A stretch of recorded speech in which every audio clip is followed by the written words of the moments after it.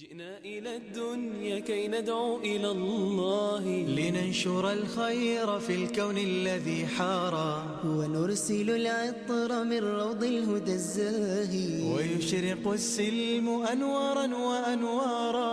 جئنا إلى الدنيا كي ندعو إلى الله لننشر الخير في الكون الذي حارى ونرسل العطر من روض الهدى الزاهي ويشرق السلم أنوارا وأنوارا.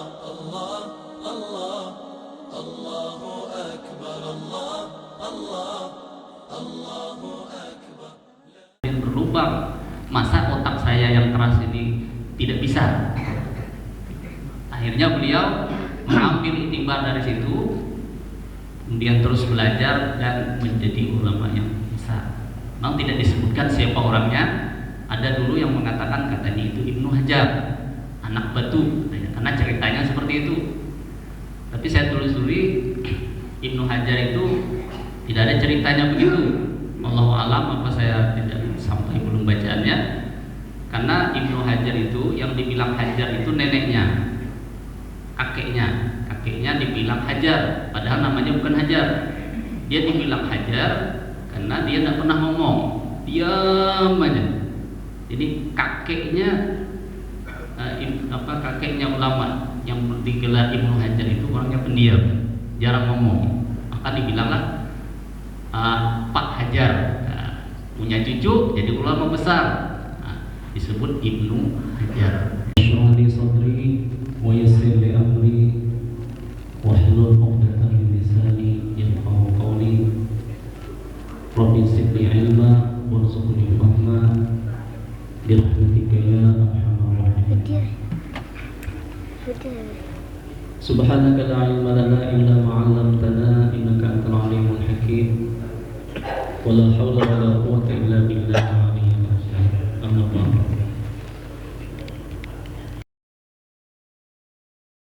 Hadirin ilim yang sama-sama kita hormati serta seluruh jajaran beliau di pemerintahan yang hadir pada saat dan juga ibu serta jemaah. Semoga Allah Subhanahu wa taala memberikan kita anugerah dan nikmatnya senantiasa. Kita bersyukur kepada Allah Subhanahu wa taala yang penuh berkah ini dapat kembali berkumpul di masjid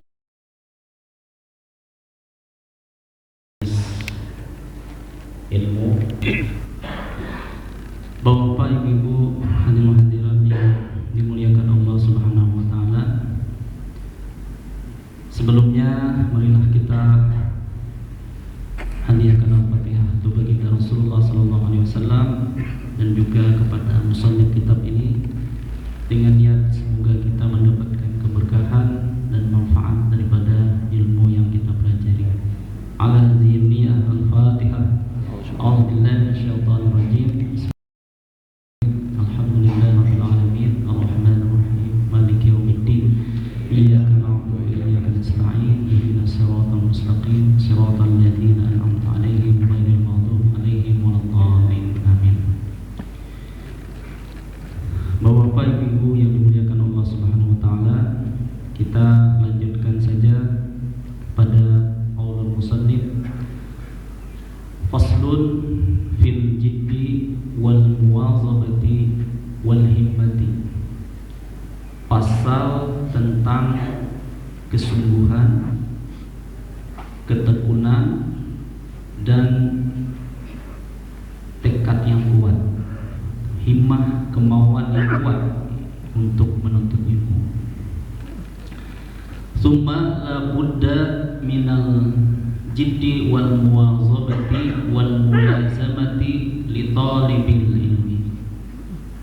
Kemudian mau tidak mau, tak boleh tidak daripada adanya kesungguhan dan ketekunan dan menetapi ilmu bagi penuntut ilmu.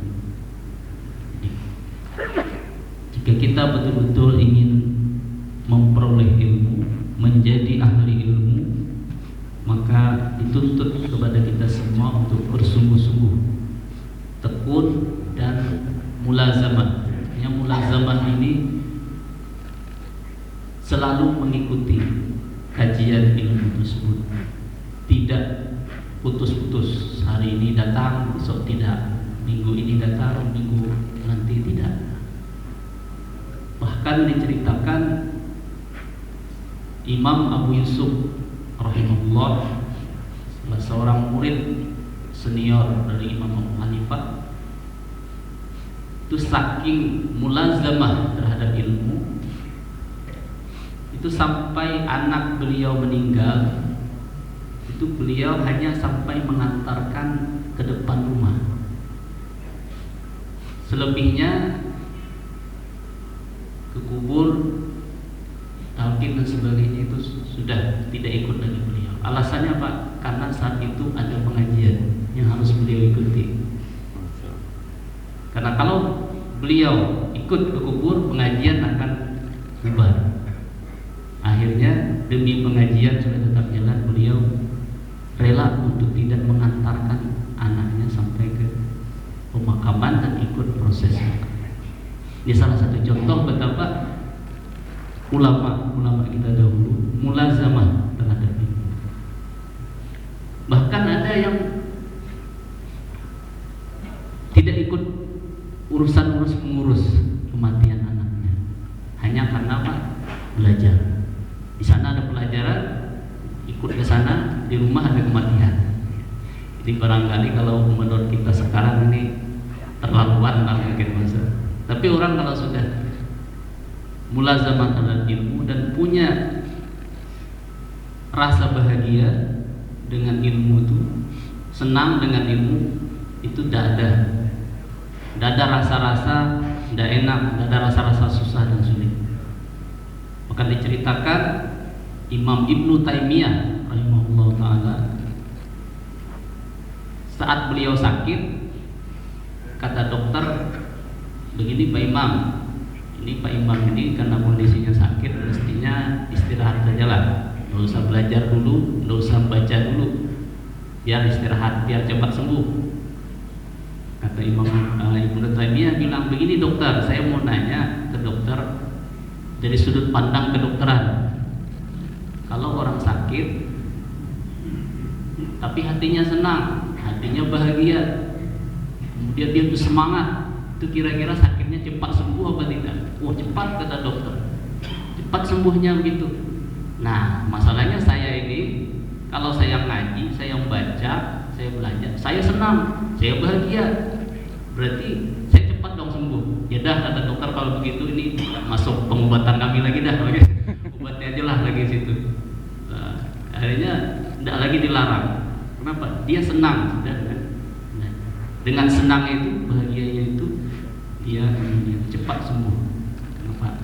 Karena ada motivasi dari dalam dirinya.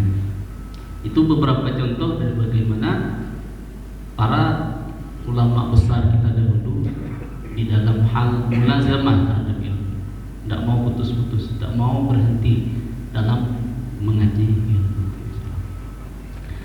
Wa ilaihil isyaratu fil Quran, dan kepada hal demikian itu, maksudnya dalam hal kesungguhan, ketekunan dan mulazamah dalam ilmu ini ada isyarat, petunjuk di dalam Al-Quran, fi qaulihi ta'ala, dalam firman-Nya Allah Ta'ala, walladzina jahadu fina lanahdiyannahum subulana. Kelanjutan ayat ini, wa innallaha lama'al muhsinin. Ini surah Al-Ankabut ayat 69 ya, paling habis ya, paling terakhir surah Al-Ankabut ayat terakhir. Walladzina jahadu fina lanahdiyannahum subulana. Dan adapun orang-orang yang berjihad, kalau di dalam Quran terjemah berjihad bina, di dalam mencari ridho kami, lanahdiyannahum subulana, niscaya kami akan memberi petunjuk kepada mereka jalan-jalan kami. Itu makna terjemahnya. Ada penafsiran daripada Al-Fudail mengatakan maksud dari ayat ini adalah wallazina jahadu fi talabil ilmi lanahdiyannahum subulal ilmi bihi. Orang-orang yang sungguh-sungguh di dalam menuntut ilmu, kami akan memberi petunjuk kepada mereka jalan-jalan menuju ilmu tersebut. Mereka yang bersungguh-sungguh menuntut ilmu dalam keadaan bagaimanapun susahnya, Allah akan memberikan jalan kemudahan asal sungguh-sungguh. Karena apa? Di sini diberikan dua penegasan. La itu untuk menegaskan, penongkitan. La nahdiyannahum. Kemudian ada juga nun taukid saqilah, diartikan juga untuk menegaskan. Jadi ada dua penegasan yang dipakai dalam ayat ini. Ini menunjukkan bahwa jalan itu akan terbuka asal ada kesungguhan. Pepatah Arab katakan manjada wajada. Kan ada cerita ulama kita dahulu yang sebelum menjadi ulama besar itu susah belajar. Bahasa kita bebal. Diajari susah paham. Sulit memahami pelajaran, hampir putus asa karena bertahun-tahun belajar tidak dapat. Hanya jalan ke artinya meninggalkan kampung lah, jalan-jalan mencari suasana di luar dalam keadaan galau, gundah. Di tengah jalan beliau ada melihat batu yang sedang dijatuhi oleh air. Air mancur jatuh ke atas batu. Dilihat di situ ada bolong kayak berlubang sedikit. Karena terus dijatuhi dan berlubang, masa otak saya yang keras ini tidak bisa. Akhirnya beliau mengambil iktibar dari situ, kemudian terus belajar dan menjadi ulama yang besar. Memang tidak disebutkan siapa orangnya. Ada dulu yang mengatakan katanya itu Ibnu Hajar, anak batu, karena ceritanya seperti itu. Tapi saya telusuri, Ibnu Hajar itu tidak ada ceritanya begitu. Allahu alam, apa saya tidak sampai belum bacaannya. Karena Ibnu Hajar itu yang dibilang Hajar itu neneknya, kakeknya dibilang Hajar, padahal namanya bukan Hajar. Dia dibilang Hajar karena dia tidak pernah ngomong, diam aja. Jadi kakeknya ulama yang digelar Ibnu Hajar itu orangnya pendiam, jarang ngomong. Maka dibilanglah Pak Hajar, punya cucu jadi ulama besar, disebut Ibnu Hajar. Wallahu alam, apakah juga ada ceritanya beliau itu pernah melihat batu seperti itu. Tapi yang jelas yang kita tahu Ibnu Hajar itu ceritanya bukan cerita yang masalah batu itu. Di sini yang perlu kita ambil adalah adanya kesungguhan, Allah akan memberi jalan. Ini sebenarnya tidak berlaku hanya dalam menuntut ilmu.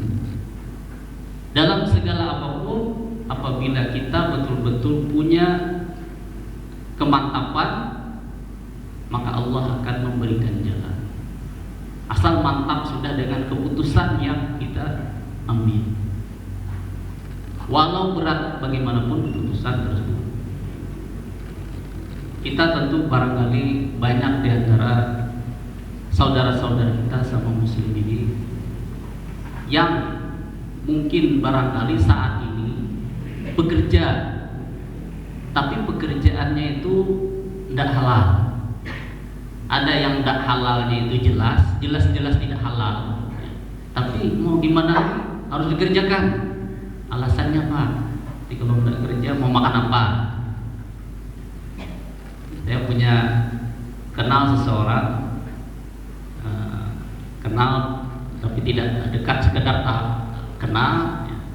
Dia pernah menyampaikan, karena dia orang suka meneliti kehidupan masyarakat, dan dia banyak riset di daerah kita ini.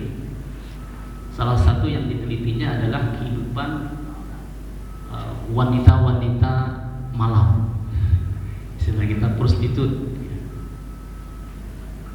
Di daerah kita ini ada, walaupun tidak tampak, tapi kita tidak menutup mata bahwa itu ada. Mereka itu ada, tapi tidak kelihatan. Orang ini karena dia peneliti, dia kenallah dengan orang-orang yang seperti itu dan berbicara dengan mereka. Apa alasannya mengapa mereka terjun ke pekerjaan yang sebodoh itu? Ada yang sudah punya anak 3, umur sudah 40-an, ibu-ibu. Dia bilang, ibu kan tahu ini tidak halal pekerjaannya. Iya Pak, tahu. Gimana lagi? Kalau saya berhenti, anak saya makan apa? Saya makan apa? Saya mau berhenti Pak, cuma situ ngawinin saya. Waduh, angkat tangan lah kalau saya suruh ngawinin. Berat pula syaratnya, suruh ngawinin dia. Akhirnya udah, kalau gitu Pak, iya deh Bu, tunggu aja lah sadarnya gitu lagi. Berarti ini orang belum mantap mau berhenti. Kenapa? Dia pikir urusan rezeki itu hanya ada di situ, tidak ada di tempat lain. Kalau tidak kerja itu tidak makan, kalau tidak kerja itu mati. Ini orang terlalu lemah imannya. Padahal kalau dia betul-betul yakin masalah rezeki, berhenti dia di situ, insya Allah jalan akan terbuka. Bahkan bisa jadi lebih banyak yang akan didapat oleh dia secara halal, secara terhormat, tanpa harus terjun ke dalam lembah tersebut. Masa tidak yakin dengan Allah yang sudah menjamin masalah rezeki kita? Rezeki kita ini sudah dijamin, tidak ada yang perlu ditakutkan. Kalau pekerjaannya haram, saya macam-macam pada pikirannya. Saat itu juga itu terlalu menuhankan otak, terlalu menuhankan rasio. Kalau udah begini, tidak akan pernah berhenti untuk meninggalkan pekerjaannya yang haram tersebut. Tapi kalau saat kita tinggalkan rasio-rasio yang kadang-kadang itu membohongi, maka insya Allah akan ada jalan. Karena Allah berjanji dalam Quran dan dikasih 2 penegasan, la nahdiyannahum, kami akan tunjukkan jalan-jalan kami. Ada jalan, pasti tidak akan mati kelaparan, pasti akan ada jalan. Dan kegawian, dudukan di rumah, bawa anak ke hadapan seharian, dudukan banyak Bu, gawian.